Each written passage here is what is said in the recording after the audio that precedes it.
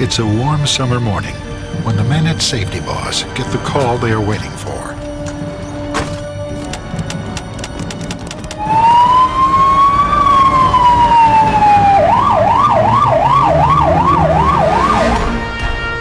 A gas well has caught fire and is burning out of control in the Alberta oil patch, the heart of Canada's energy supply and the United States' #1 source of foreign gas. There's a lot of gas here. The fire has been raging since 10 the night before, spewing up to 20 million cubic feet of gas per day into the atmosphere. Hundreds of thousands of dollars are going up in smoke, along with an immeasurable cost to the environment. For the team, every minute now is critical. These are the moments for which they prepare. Time to put all their training and their nerve to the test in the most dangerous job in the oil and gas business. Getting the upper hand on a burning well as quickly and safely as possible. They're called the blowout specialists. Our objective is always just to shut off the flow. Whether they're burning or not burning are all incidental things. It's been my life, all my life. My father started this company in 1956, so really we've been at 44 years now for us. It's a passion, absolute passion. Can't live without it. There's nothing like it. There's been some kind of mechanical failure in the well that led to the fire. That's all the detail the crew has to work with at the moment. 5 hours after getting the call, the blowout team and their equipment are on the scene. All of the firefighting gear and heavy equipment is custom made for this kind of work. And it's all mobile, other than the fire trucks, which are driven to the site under their own power. Most of the machinery and tools are skid-loaded and hauled out on flatbeds. A job like this one means bringing in resources from all over North America. But the key to the operation are the hardy souls operating around the blowout itself. Only a handful can handle this high-pressure job. They must be able to remain steady and focused as they confront high temperatures, noise, and air pollution for long periods of time. All blowouts are human error. People either fail to recognize the signals that the well is telling them, or they don't put particular preventive measures in place. Blowouts usually happen as a consequence of a chain of events, and as that chain progresses, you eventually lose control of the well.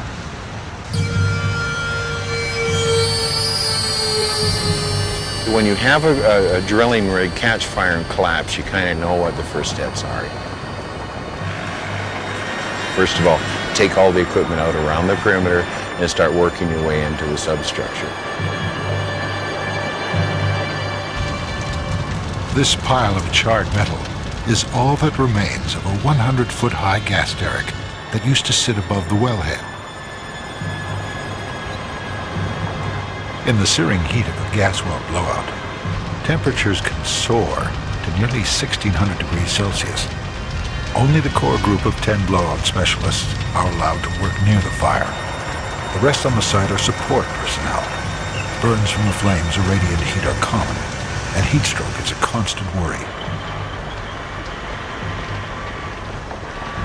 The first priority is water, enough to create a heat barrier so the men can get close enough to do their job. The guys around the wellhead, like they don't have any other protection other than a shield, and it is pretty hot there. You know, I'd say it's anywhere from excess of 1,800 to 2,400 degrees Fahrenheit. What we can do is put a water blanket in between the worker and the flame, so this way they don't get burned. It's imperative to deal with the intense heat, but they've got to be careful not to throw too much water around the site. We try to minimize the amount of water we use. For one reason, basically, you don't want to fill the area that you're working in with water. because standing water, if it doesn't evaporate, it boils very quickly, and you certainly don't want to step into a puddle of boiling water. None of us wear rubber boots typically in this operation, so it goes through leather boots pretty quick. What we have here are 6 400-barrel tanks. We have another 8 in behind us. At about 150 psi, I'm pumping about 180 cubes per half hour. It's quite the amount of water.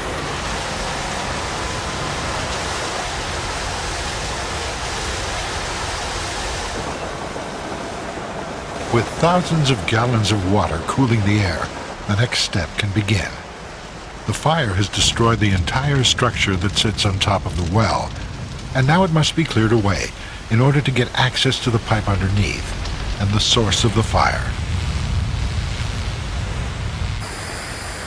One of the complications is that these little rigs, as opposed to the much bigger rigs, when they collapse in a fire like this, they collapse almost like a pile of spaghetti, and they're so hard to figure out what you have to cut free to get the wellhead out of there, and the collapse is so completely that it makes it very complex. And of course, the other thing about it is that because these rigs are small, when you have a collapse, you have fire everywhere. You know, it just completely floods the inside of the substructure.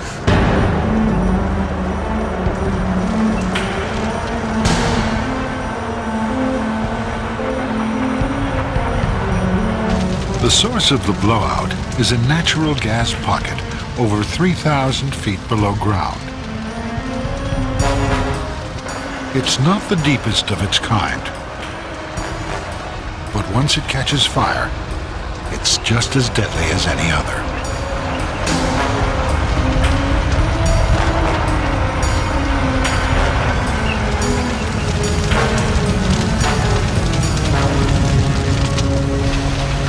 This is one of the best forms of protection we can have other than water protection.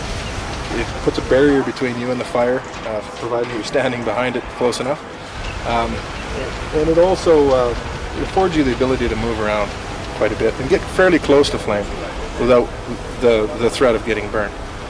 There's one drawback with a heat shield, a hand shield like this, is that it does, in some cases, provide a bit of a low pressure area behind it. So on occasion, flame tends to lick around it, and that's something you have to watch for as well. Before the fire, this is what the entire structure looked like. Inside the derrick and on top of the wellhead is something called a blowout prevention stack, or BOP. A critical part of the whole operation, the BOP is a series of valves used to help control the flow of gas and prevent accidents like this one. Somehow it failed, perhaps in part because of damage caused by rocks inside the well. It's likely that either static electricity or heat coming from the equipment ignited the errant gas, touching off the blaze that has destroyed the BOP stack. Now, its melted remnants must be cleared away before a new stack can be put in place.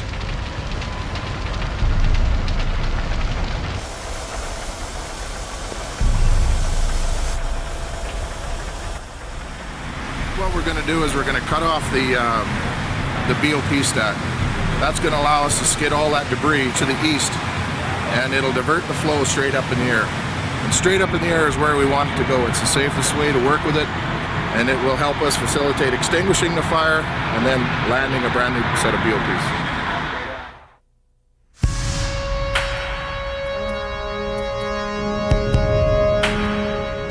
Most of these guys earned their stripes back around the time of the Gulf War. After Desert Storm and the retreat of the Iraqi forces, the tiny nation of Kuwait was burning. Hundreds of well fires carried plumes of black smoke up to 1,200 miles away, creating a toxic landscape unlike anything else on Earth. This is a big crisis. We are discussing this with the British, with the French, with the Iranians, with the Chinese. As you know, a problem of this magnitude never happened in the history before. It was here 27 blowout teams from around the world gathered to test their skills. With over 1 million barrels of oil a day fueling the fires, the disaster demanded that new ideas be pressed into service to douse the fires quickly.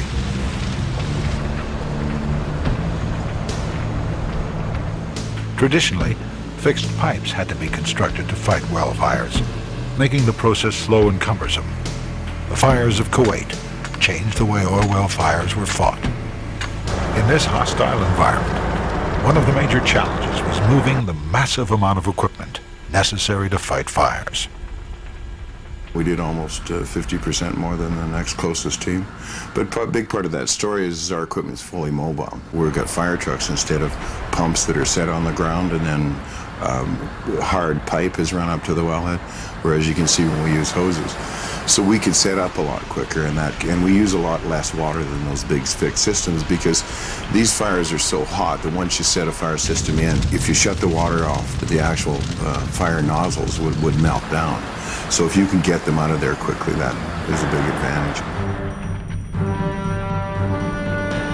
These were among the largest oil wells in the world, producing some 1.5 million barrels of crude per day.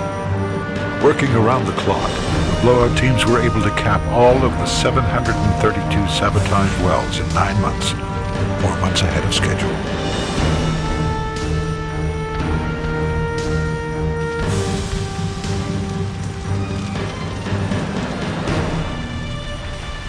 For those who were there, the sheer scale and intensity of the job in the Gulf left a permanent impression.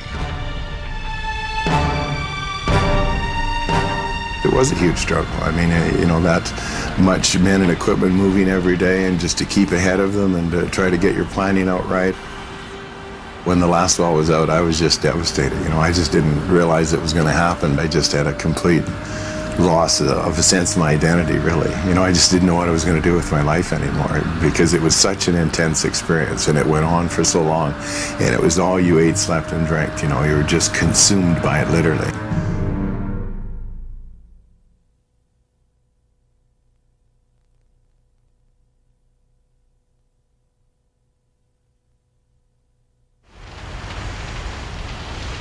Although the fires of Kuwait stopped burning long ago, the team still draws on that experience today.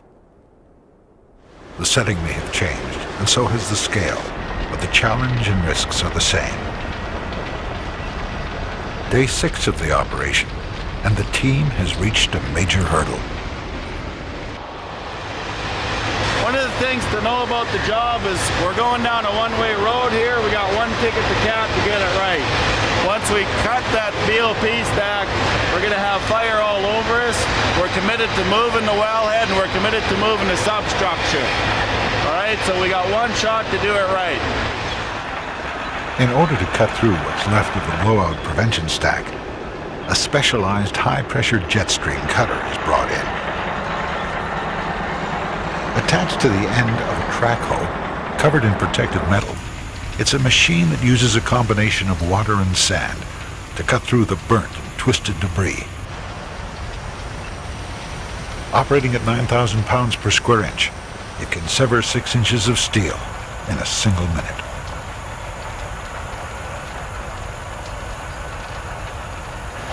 If we do it right, we'll go from, for example, right to left in one pass, and it's going to get intense in there, guys. There's going to be a lot of fire, there's going to be a lot of gas, and a lot of dispersion.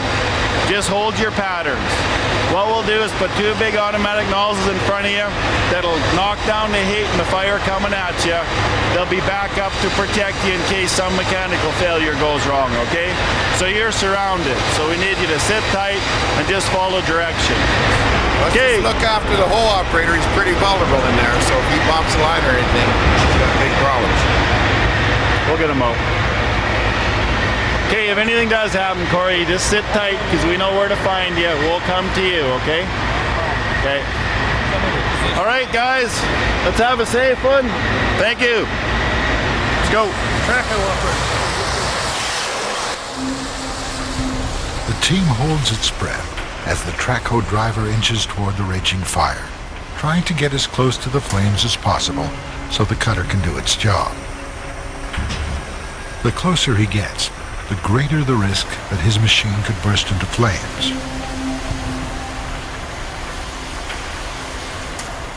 Inside the Traco, the air is like a furnace, getting hotter and hotter by the second.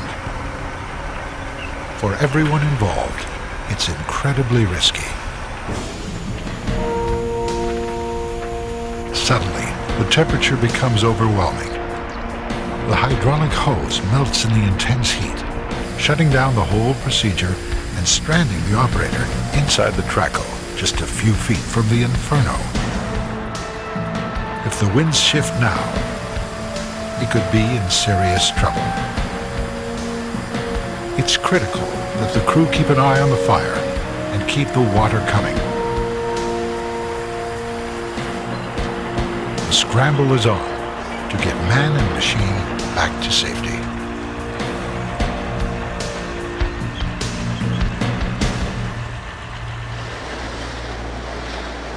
This one was lucky because we could have burnt the machine down, and then there's an operator in there too. You know, that's what you always got to be very careful, is that you don't burn somebody. You wouldn't last 2 seconds in there, and it'd be all over. I got a bite here yesterday, and one here on my wrist, and it happened just. I was okay, and then all of a sudden it licks up and gets you. Well, it was nerve-wracking, but they told me to stay still, and if I needed to be exited, they would come in and get me because they knew exactly where I was. So they're professionals, and I trust them. This time, the Traco operator escapes unharmed. But with the whole area obscured by spewing gas, flames, and water, there is no way to see whether the cutter actually finished its job before the accident. Normally, if we get real close to something, we can cut it with a lot less pressure. But today, we were limited for space and visibility. We couldn't really see what all we were cutting, so we ran the pressure up to make sure we was cutting through it. We're pretty sure we're through it. We'll know when they get that wagon rigged up and go over there and knock it off. Assuming the cut is complete, the next step is to pull what remains of the old BOP stack and substructure away from the wellhead. Only then can a new one be secured and the blowout taken under control. And we're going to hook onto the substructure, and we're going to pull the substructure off the wellhead at about the same time the BOP should come free. And if it's a real good hook, we'll get the BOPs with the substructure in one drag. One of the biggest dangers now is that the substructure doesn't come away cleanly, leaving more of a tangled mess than the one they're dealing with now.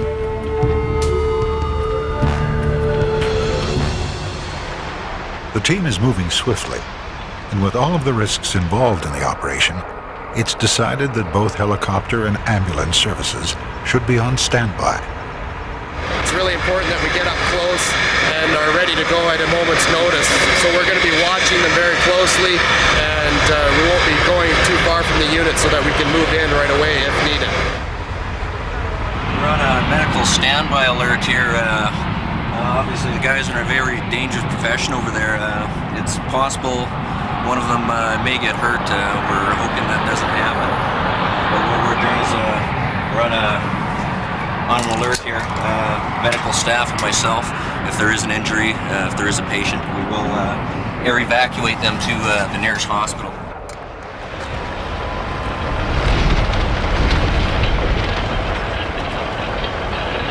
Back at the site, the giant hook is attached to the end of a crane to help pull the debris away from the wellhead. It's almost impossible for the operator to see anything from behind the heat shields. He'll need another set of eyes to guide him, making sure he steers clear of danger. The hook must reach into the flames and land precisely in order to pull the steel structure cleanly away from the blowout. All but the core group of blowout specialists are cleared from the site. It's a dangerous and critical phase of the operation, and one mistake could spell disaster.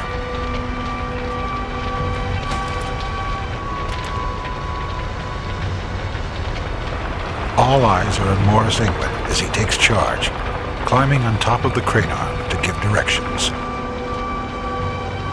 We've developed a pretty secure trust in each other when it comes to that working at that wellhead, you know. And you don't get the same feeling of comfort from everybody you work with there, you know. But I mean, after 15 or 16 years of working with the man, you know, a lot of times nothing is said. You just make eye contact and a hand signal, and you know what each other wants. Much of the metal is twisted and melted, making it hard to latch on. Until now, fire has been the biggest risk.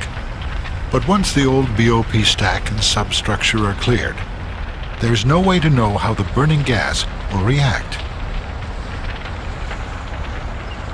If they're lucky, it will blast straight up and out of harm's way. But there's always the danger the flames could shoot straight back at the blowout team. It's exciting.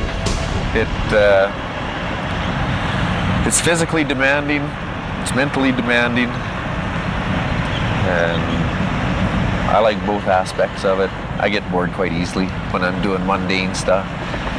This keeps me on my toes, makes me think all the time. The first attempt is close.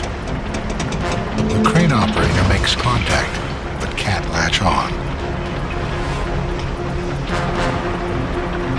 With the fire raging just a few feet away, he turns back toward the flames for a second try.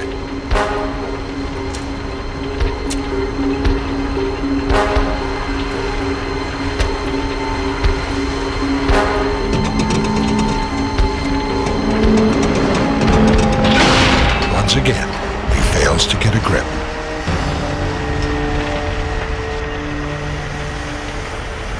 If you were to wear usual or normal firefighting gear, what would happen is you would soon expire. It's so much internal heat, your core temperature rises so rapidly that you eventually just pass out. So we needed a clothing that would allow us to allow that heat to vent.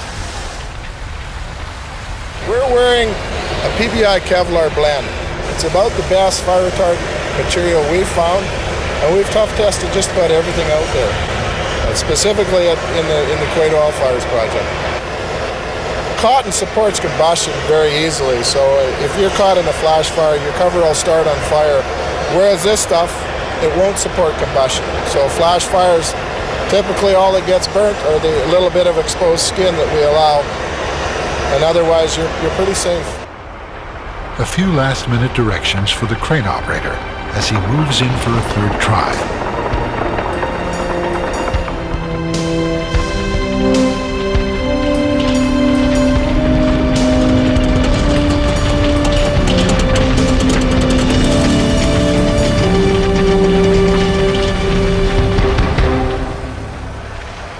Works, and the wreckage is torn free.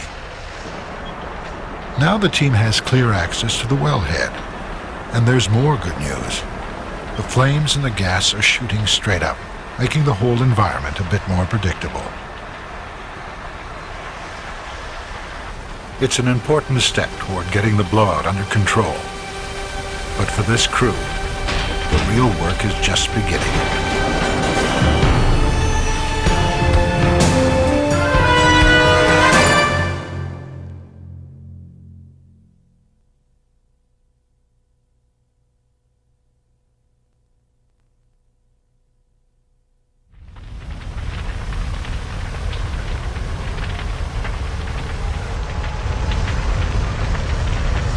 This time, the team catches a break from the relentless heat. Before tearing away the burnt-out metal, the gas was being redirected by all the debris. In the process, it was allowed to separate from the well water, making it easier to keep burning. With the old stack removed, the gas shoots straight up, retaining more moisture. And as a result, the fire goes out on its own.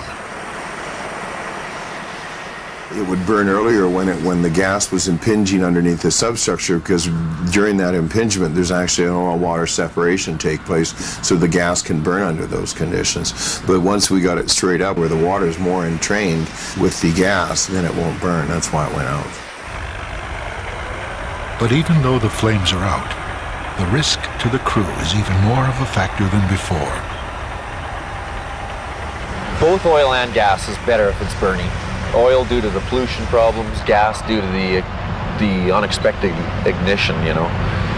I mean, when you have a fire dealing with gas, you know where it is. It's there. But when you're dealing with raw gas blowing, floating around, you've got other work sites within the area. You know, if that concentration is the right mix and it floats across say to the fab yard here, Sparky arcs up his welder, get a flash fire from here all the way back to the wellhead, and that brings you around. Well, the risks are not entirely gone away, but the fact that we've tried to ignite it several times and it wouldn't ignite kind of tells us that it's okay the way it is right now. That doesn't mean that that it can't ignite. For example, if a piece of equipment got in there and started deflecting gas in the engine, you see those diesel engines will run on that gas. You can't shut them off. So if a diesel ingests gas like that, it'll just over-rev till it blows up.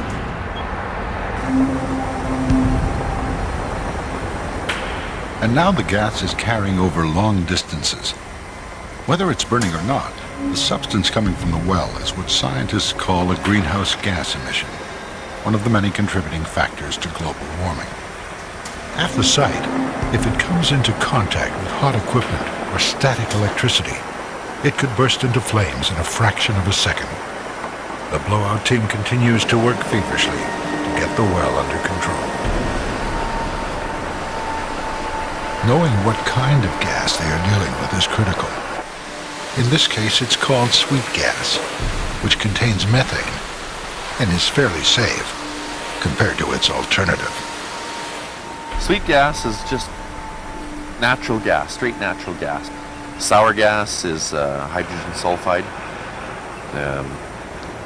You know, people take it quite lightly. They talk 1 or 2% is nothing, but it only takes 0.01% to kill you.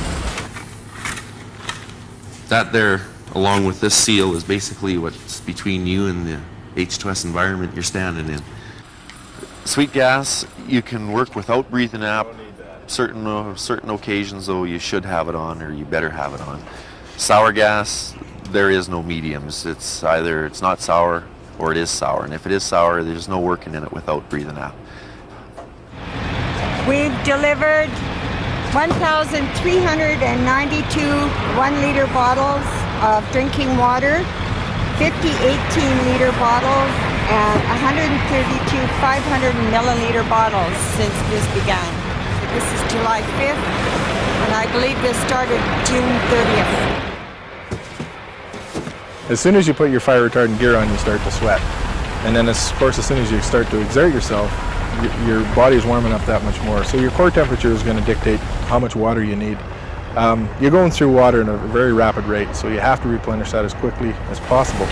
Otherwise, you would suffer heat stroke. It's a rule of thumb for us to keep drinking, regardless of whether you feel you need it or not. Day 7, and the blowout team is marching toward their goal. Soon they will attempt to cap the well, but first they must see what kind of damage the fire has done. With the old BOP and substructure cut free, it's now time to clear it away from the wellhead, so the crew can get close enough to inspect the condition of the pipe. It will need to be perfectly level and true in order to attach a new blowout prevention stack on top. A quick look at the pipe and the crew knows. This is a worst-case scenario. The wellhead at ground level is bent out of shape. We're gonna dig out around the well bore It's just an excavation so we can get down to access the casing string because it was bent over somewhat, and you can't have that because the kink in the casing will allow for corrosion problems. From there you'll probably get a burst casing again. We need a true level BOP stack and good integral pipe. So we're going to dig until we either get true and straight pipe or until we find the first collar, which is approximately 8 meters from surface.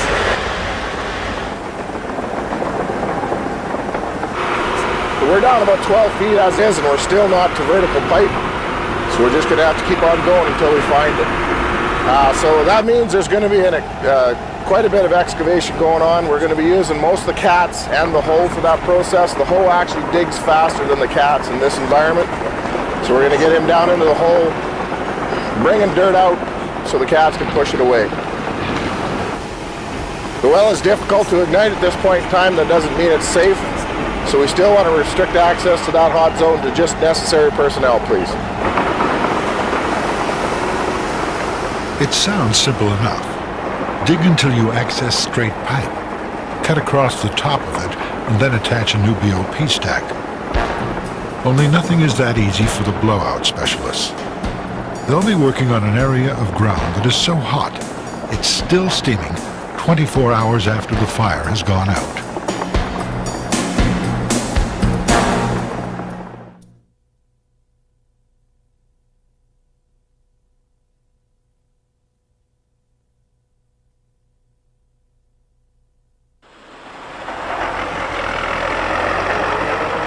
After 3 hours of excavating by machine and by hand, the team still hasn't reached a straight cutoff point.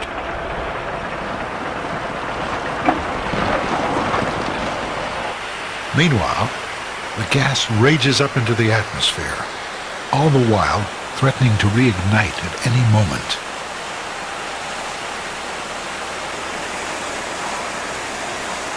The crew hits the jackpot.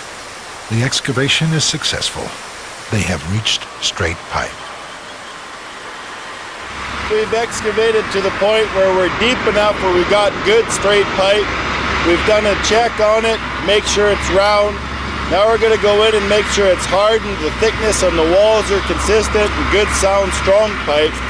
With that accomplished, now we're going to go in with our cutting equipment, rig up our jet edge cutting equipment, and cut the old bent casing off while the well's flowing. We'll go in and we'll do the dress cut with this jet edge machine, and then we'll install the new blowout preventers. How does it cut? High pressure water, 36,000 psi working pressure. And then we introduce that garnet. There's some sand there that's in the tub, and it comes through. It's introduced right at the nozzle, and that's the cutting agent. Specially designed tracks will help guide the jet edge cutter carefully around the pipe, while the sand and water cut through the steel. Gas, rocks, and water, all mixed together and rushing skyward at hundreds of miles per hour. It's a noisy operation, yet another concern for the team to keep in mind as they try to focus on the task at hand. Noise pollution to the max. It's just, it hammers on you because you've got different you get different characteristics in the well flow. You start slugging fluids, bringing fluids with it. It creates concussions out there, and you can feel everything.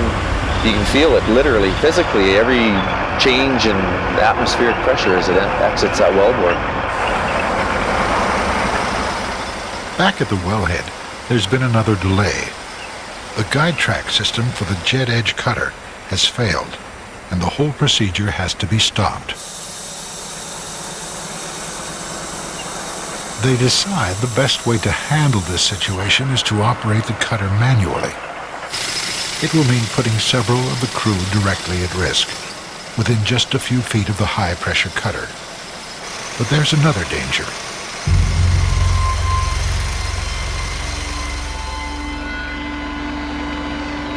With the gas collecting in pools at their feet, a single spark now could result in a fatal explosion inside the hole. A special fire prevention unit is brought in for extra protection. The idea is if you see a fire, you'll know it. Hit it everything you got. Give us maximum delivery. The rest of us are there for rescue. Anybody else not specifically involved in this program, stay back, well back. And that's not the only risk of working here. The team must also be on the lookout for falling rocks. The bigger rocks are, they go a little further because they are heavier, and the flow at the rate that it's at carries them out just a little further. So you might be safer a little closer to the wellbore than you are away from it. Out here, things look a lot different from those early training sessions back at head office. Before tackling a real fire, every rookie gets a crash course in blowout basics.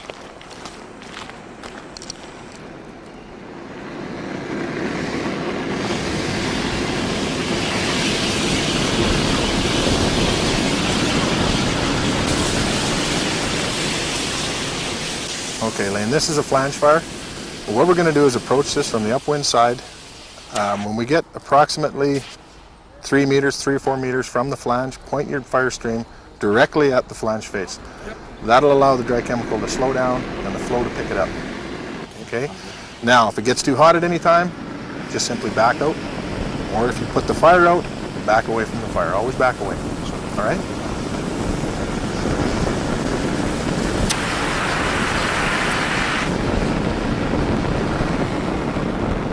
Intensive training can last for months before getting anywhere near a genuine gas well fire. And while no school can totally prepare the men for the unique real-life dangers of their profession, the Safety Boss team does everything it can to make sure its new members are ready. The difficult task we have as a well-controlled company is that we can't provide the type of training and the type of environment or exposure that a real emergency provides. So it's important that we give them as much as we can prior to that situation. Even a fixed training facility can't provide them with the sort of heat that we're exposed to on a regular daily basis on these projects. One of the most important factors in firefighting is to certainly know your capabilities, but more importantly, your limitations. Knowing your limitations obviously keeps you out of trouble and it keeps you from being hurt or killed. This is where the endless hours of training count the most. One wrong move here, and the crew could easily lose one of its men.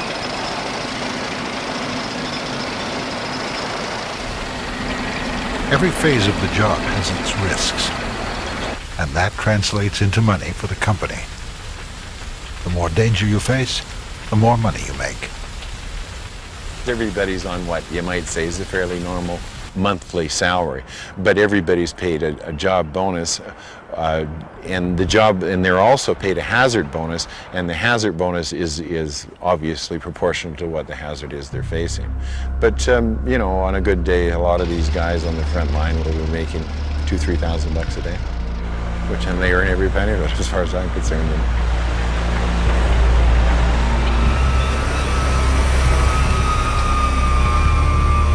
It's also the kind of work that isolates the crew from their families, sometimes for weeks on end.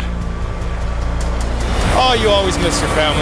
But like I say, it's modern technology called the cell phone. Keeps you in touch and whatnot, but you know, they understand.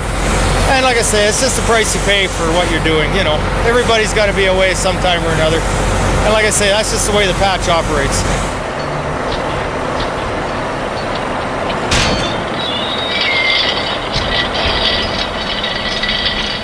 The damaged section of the pipe is finally cut free, clearing the way for the final and most difficult stage of the job. Bringing the raging gas well fully under control by lowering a new blowout prevention stack down on top of the wellhead. Right now we're going to pick up this whole assembly and attempt to set it onto the well, get it locked in on the new stub that we cut off, and get it welded into place. This is how it will work. A crane carrying the new stack will hold it in place directly above the wellhead. guide wires, or snub lines, will then be woven through a series of pulleys attached to the ground, and are then pulled out away from the wellhead, helping to bring the new stack down on top of the well. We're going to have dispersion of gas going every direction of the compass, and it's going to become a flammable mixture in that cellar and outside that cellar when we break the water out of it. As interesting it is, it's not a spectator show, guys. If it goes wrong, it's going to be really wrong here. It'll be a hell of a gas plume. So stay back and stay out of the way if you're not asked to come in. Equipment operators, the same thing applies. Stand by in case you need other monitors or other support. Pay attention to what's going on, all right? Every day, up to $100,000 worth of gas is being lost from this single well. And after nearly a week on the job, everyone's patience is wearing thin. It's time to move quickly. With the pulleys now in place, the team prepares to install the new stack.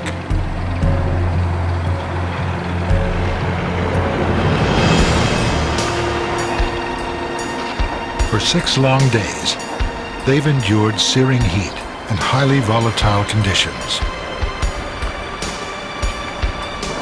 Finally, the moment they have worked towards.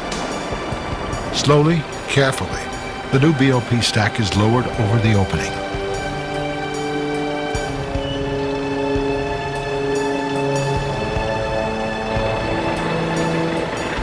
But there's a problem. It doesn't fit. The diameters of the 2 pipes don't match, and now water and gas are spraying everywhere.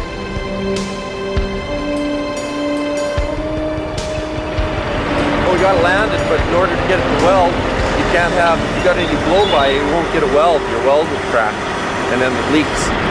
That has to be a pressure weld. So, that's all right. That's just another delay. This problem could not be anticipated and is out of the hands of the team. The fabricating yard sent over the wrong pipe. The team will have to try again, this time with a whole new BOP stack. Several hours later, the new equipment is on site, and the crew is ready to try to finish the job again.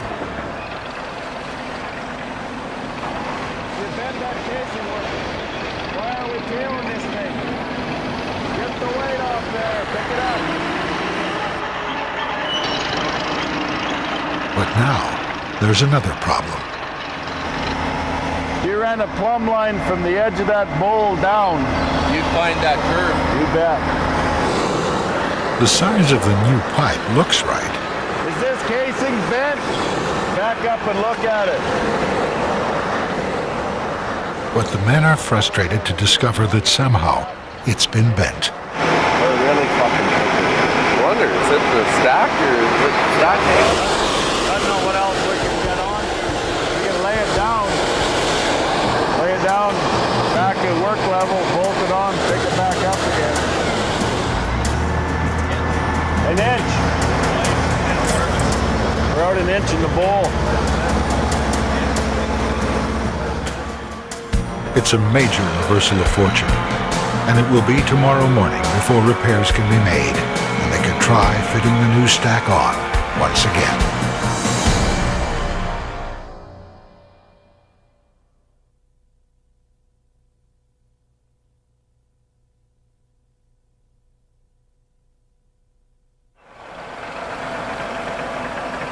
Day 8, and a weary team picks up where it left off yesterday. If all goes well, this will be the final day on the job.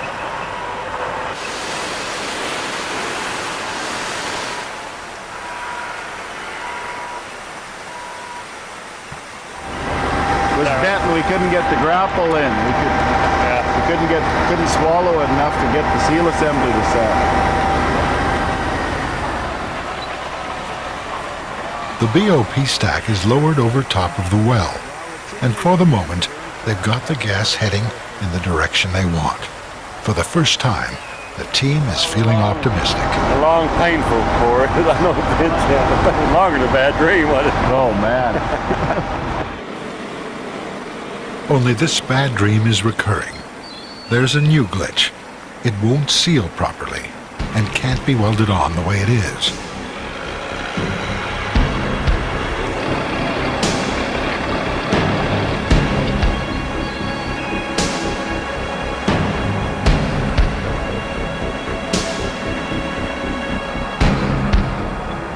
Over 50,000 pounds of pressure is applied, but still it won't take. And now gas and water are leaking out the sides. This is not the kind of problem for which they had planned. The team is running out of options. They've got a faulty BOP stack stuck on top of the well, and it won't seal.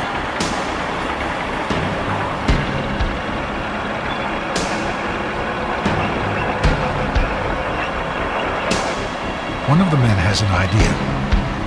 Use the weight of the Traco's shovel to knock it into place. It's unorthodox, and it's dangerous getting that close with the heavy equipment. But for now, it's the only idea that makes any sense. The Traco wheels into place and raises its shovel. The rest of the team looks on anxiously as the operator drops the full force of his machine on top of the new stack.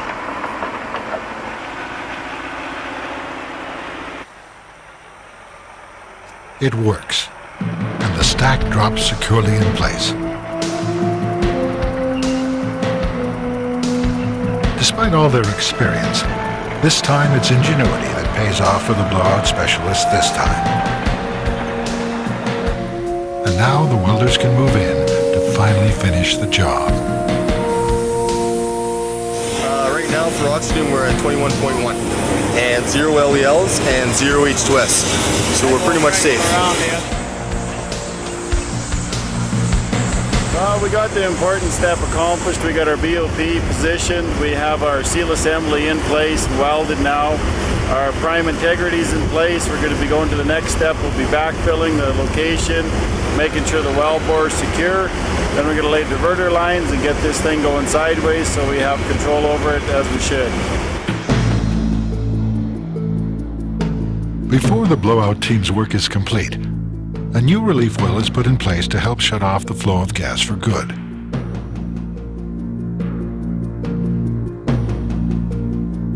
It's called a kill operation. A parallel well is constructed nearby that will connect with the damaged one underground. Once the two are joined, mud and cement are pumped in to help shut the damaged well off from the bottom up and redirect the gas to the new wellhead.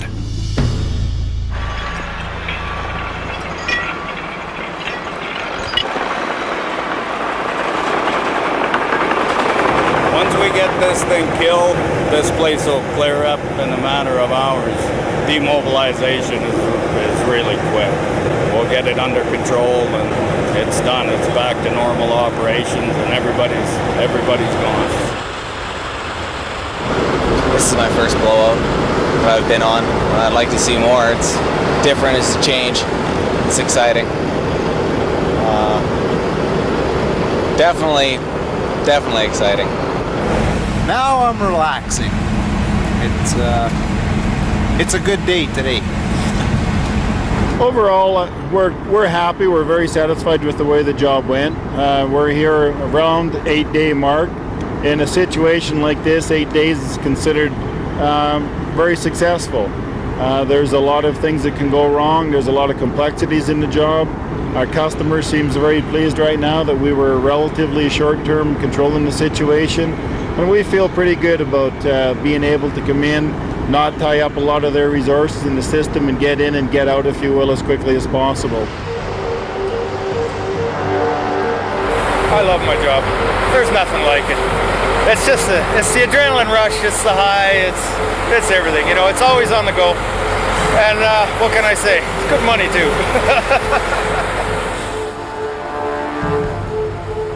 To be able to get involved in something like this, and then to have the opportunity to buy into it. The Kuwait experience, they're all adventures. It's interesting work, I enjoy it.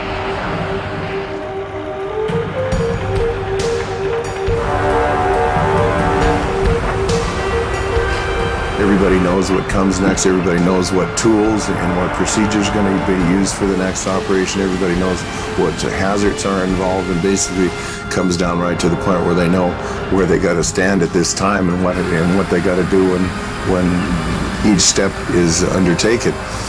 So that's the pleasure of the situation post-Kuwait, is that you just have such excellent teams that we never had before because they're so experienced,